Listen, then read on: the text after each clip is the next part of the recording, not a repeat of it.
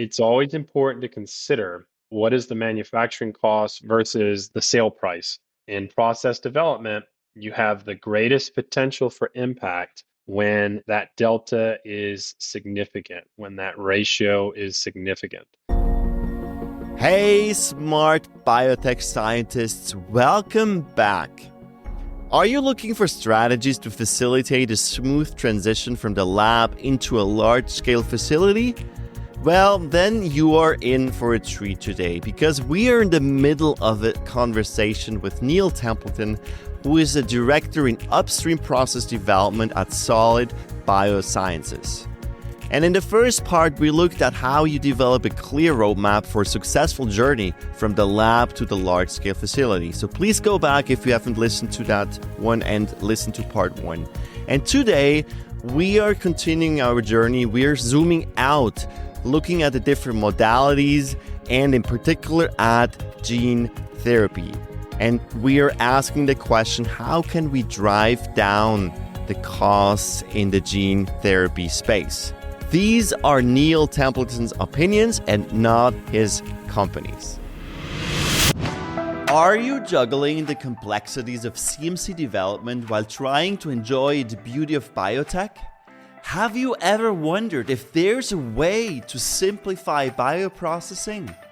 Welcome to the Smart Biotech Scientist podcast, where we're diving headfirst into the very challenges you face. We're breaking it down, demystifying the jargon, and giving you the keys to unlock your full potential. I'm your host, David Brohlman, and I get it. With 15 plus years in the biotech industry, I face the same challenges you do. There's a way to simplify and streamline so you can remove complexity, you can skip trials and errors, deliver without delay your groundbreaking therapy to clinics and market, and still enjoy every single step. Do you want to learn how industry experts and I did it? Grab a cup of coffee and your favorite notebook and pen. Now is the time to take your bioprocessing game to the next level. Let's smarten up biotech. Let's zoom out a bit because the biotech industry has evolved and you've seen a lot of different modalities. We have moved from classical maps to complex fusion antibodies. We have vaccines, we have mRNA, we have cell and gene therapy. So I would be curious to know, what are the differences when it comes to process development and scale up, just comparing these different areas? Are there some major differences or is it pretty much the same? I would say it is both. There are some noteworthy differences, and then there's also similarities. The point I was speaking about, metabolism, that is something that I found to be pretty consistent as you move from one modality to the next, at least for things like MABs or viruses.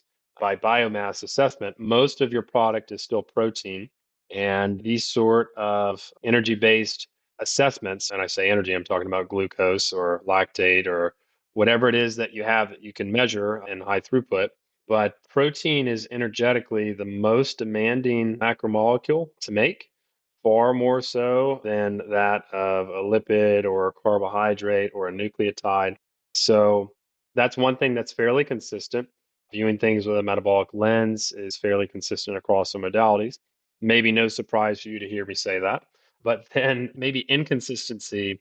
I'd say in the CHO world, I was often impressed, pleasantly impressed, by CHO's capability to tolerate a great deal of shear. I think that maybe it was in the 90s, there was a great deal of care taken to make sure that we didn't overly expose CHO to shear stress.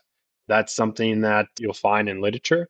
As you move to gene therapies, I can say that HEC293 is nowhere near as robust of a cell line as is a CHO cell line when it comes to tolerance of shear. And maybe even more extreme case, if you find yourself working with a cell line that cannot even grow in suspension, you're now using microcarriers in an attempt to make it suspension. That is one key difference. So when it comes to the importance of incorporating some of these scale-up strategies, tolerance to shear, what kind of mixing approach do you use? I find that those that are in an industry such as gene therapy, and even more extreme case, often in the vaccine space where you're working with a large variety of different cell lines for the purpose of making live viral vaccines, which is where I am most familiar.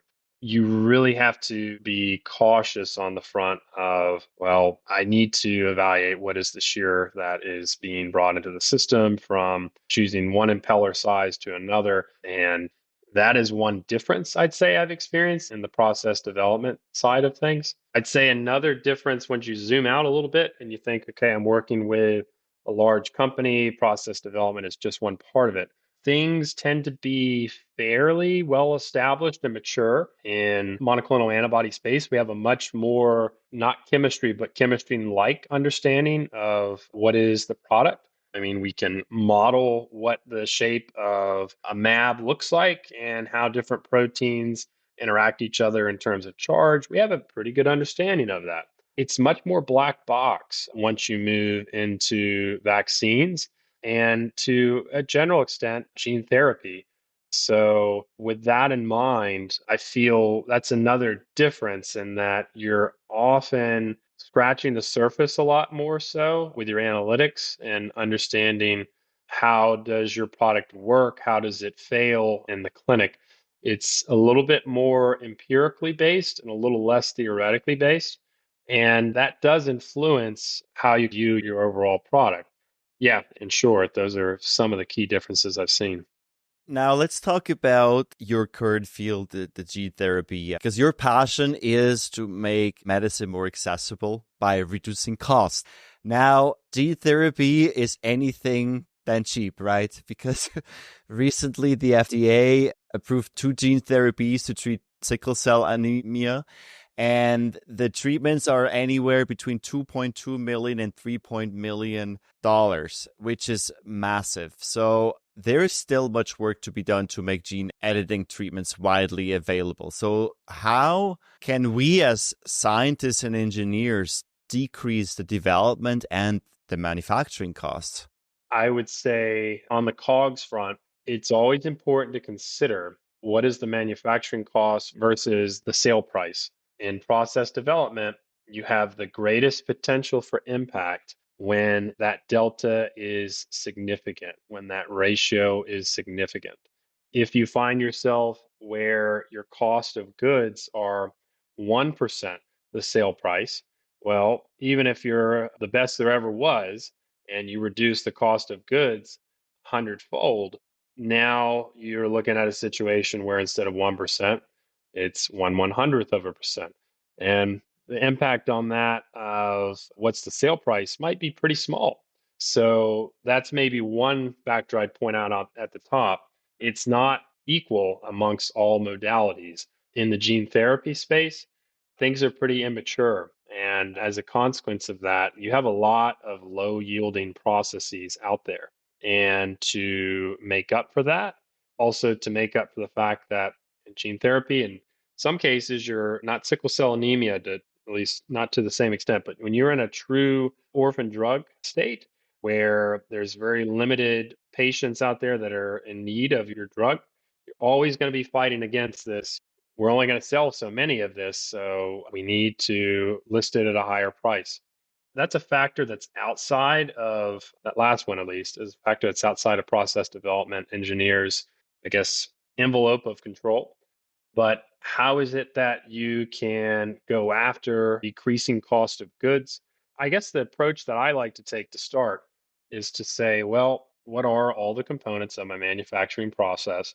Where are the expenses the greatest? That's something that I find often is done later than it should be, where you actually assess if I run this process that I'm intending to perform process lock on, this is where I think there's the most opportunity for savings, this sort of thing. So that's one factor. Another factor I'd say is remember, if you're in the upstream space, which is where I am and have spent my career, the impact you have to cost of goods tends to be as most extreme and most substantial as when is compared to any other step, any of the other unit operations of what makes up your process. So with that in mind, I would say that if you can try to increase your yields 50% from where they were before, remember the increased or the impacted cost of goods is going to be much more considerable than at a later chromatography stage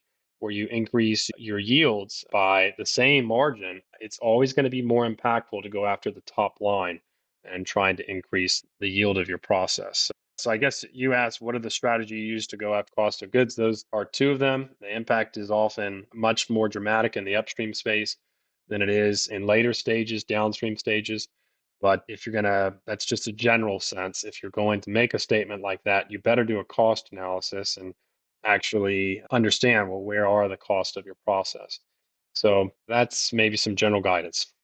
Before we wrap up, Neil, I have a question out of curiosity because I worked most of my career in the biologic space, so the recombinant protein side, and I wonder how can we leverage our skill set, our expertise, and also the fact that it's a more established industry now to help people working in the gene therapy to drive down costs. I would say there are a lot of learnings that can be leveraged just because there is no infection step, so to speak, or transfection step, as is common in the gene therapy space. You're still working with a mammalian cell culture. You're still dealing with host cell impurities. You're still trying to manage the fact that you're a sort of a short, compressed timeline when you're trying to develop the best process that you can. And those approaches we were talking about earlier, design of experiments, using meta analyses. I use multivariate data analysis, but there are other valuable techniques that fall under the window of machine learning. I find that can be huge in overall impacting cost of goods. And I find it's something that has frankly benefited me from being in multiple modalities. It's helped me to apply those findings to gene therapy that if I hadn't had the experience, I wouldn't have known. So maybe in a very short form, some of the ways that I see real leveraging possibilities from monoclonal antibody space. There are differences to be sure, but there's also quite a lot that can be leveraged. We have covered a lot of ground today in our discussion. So now, Neil, what is the number one thing we should remember from our conversation? I guess I'll finish where I started. Remember, it's too late to wait until you've optimized your process to identify that you're having shear sensitivity when you scale up. So before you scale up, try to break your process. Try to expose it to the phenomena that you think is going to be problematic. And just to be consistent, I would say shear phenomena has been something that often has broken processes that I have been a part of. And trying to better assess that has been hugely useful to me when I did so in the early stages of process development. Neil, where can people connect with you? If you'd like to reach me, I'd say the best place to do so is on LinkedIn. I am on LinkedIn and I go on every so often to see what kind of messages I have. I will be honest, I'm not the best at social media that there ever was, and I don't use it heavily. David was asking me before this podcast, what social media platforms can I announce this on? And I said, I don't do social media. So maybe I'm a little old school, but LinkedIn is the best way to reach me.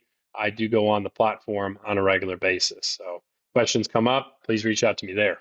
Hey, Neil, thank you so much for sharing so much insight. It has been a huge pleasure to talking to you, and thank you for being on the show today.